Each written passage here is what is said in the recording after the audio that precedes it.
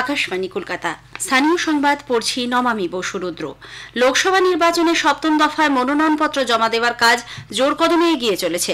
Diamond Harbour Lok Sabha কেন্দ্রের তৃণমূল কংগ্রেসের তারকা প্রার্থী অভিষেক বন্দ্যোপাধ্যায় আজ মনোনয়ন জমা দেন। কালীঘাট মন্দিরের সামনে থেকে বিরাট পদযাত্রা করে তিনি আলিপুর ডিএম অফিস পৌঁছন।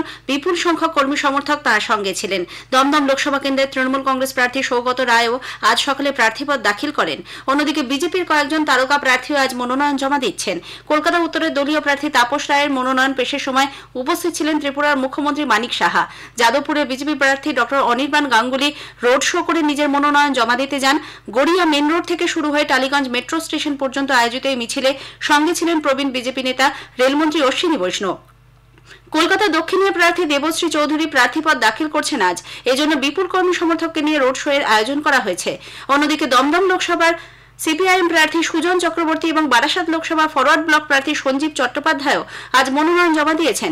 উত্তর চব্বিশ পরগনা জেলা নির্বাচনী আধিকারিকের দপ্তরে গিয়ে তারা প্রার্থীপদ দাখিল করেন। বিজেপি নেতা কল্যাণ চৌবের ইলেকশন পিটিশন প্রত্যাহার করে নেওয়া আবেদন কলকাতা হাইকোর্ট মঞ্জুর করায় প্রায় ৩ বছর পর মানিকতলা বিধানসভা কেন্দ্রে উপনির্বাচনের সম্ভাবনা তৈরি হয়েছে। তবে যেহেতু ৭টি দফার নির্বাচনের বিজ্ঞপ্তি জারি হয়ে গেছে, তাই সেখানে এখনই ভোট নাও হতে পারে।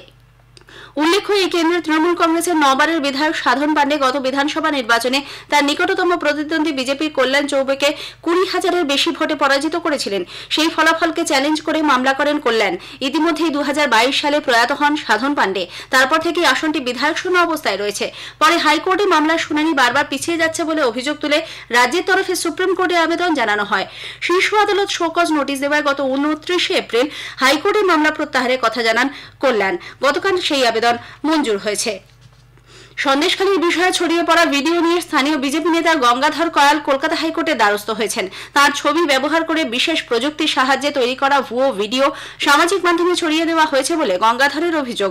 এর বিরুদ্ধে হাইকোর্টে মামলার অনুমতি চাওয়া হলে বিচারপতি জয় সেনগুপ্তের বেঞ্চ আবেদন মঞ্জুর করেন। আগামী সোমবার এই মামলার শুনানির সম্ভাবনা রয়েছে। এদিকে পদের অপব্যবহার করে সন্দেশখালীর ঘটনা নিয়ে চক্রান্ত করার অভিযোগ তুলে তৃণমূল কংগ্রেস জাতীয় মহিলা কমিশনের চেয়ারপারসন রেখা শর্মার বিরুদ্ধে ফৌজদারি মামলা রুজুর দাবি জানিয়েছে। দলের মুখপাত্র রাজ্য মন্ত্রিসভার সদস্য শশী পাঁজা আজ এক সাংবাদিক বৈঠকে রেখা শর্মার বিরুদ্ধে সন্দেশখালীর মহিলাদের দিয়ে মিথ্যা ধর্ষণের মামলা দায়ের করানোর অভিযোগ তোলেন। এই ঘটনায় তার বিরুদ্ধে পদক্ষেপ গ্রহণের আর্জি জানিয়ে নির্বাচন কমিশনকে চিঠি দেওয়া হবে বলেও শশী পাঁজা জানিয়েছেন। নিউ টাউনে সরকারি জমিতে তৃণমূল কংগ্রেসের ৩টি দলীয় কার্যালয় ভেঙে দেওয়ার নির্দেশ দিয়েছেন কলকাতা হাইকোর্টের বিচারপতি অমৃতা সিনহা। নিউ টাউনে হিডকোর জমিতে বেআইনিভাবে তৃণমূল কংগ্রেসের দলীয় কার্যালয় তৈরির অভিযোগ হাইকোর্টে মামলা দায়ের হয়েছিল। আদালতের রিপোর্ট দিয়ে হিডকো জানায় তাদের জমি দখল করে ওই পার্টি অফিসগুলি তৈরি হয়েছে। ওই ৩টি পার্টি অফিসই ভেঙে দেওয়ার নির্দেশ দিয়েছেন বিচারপতি সিনহা।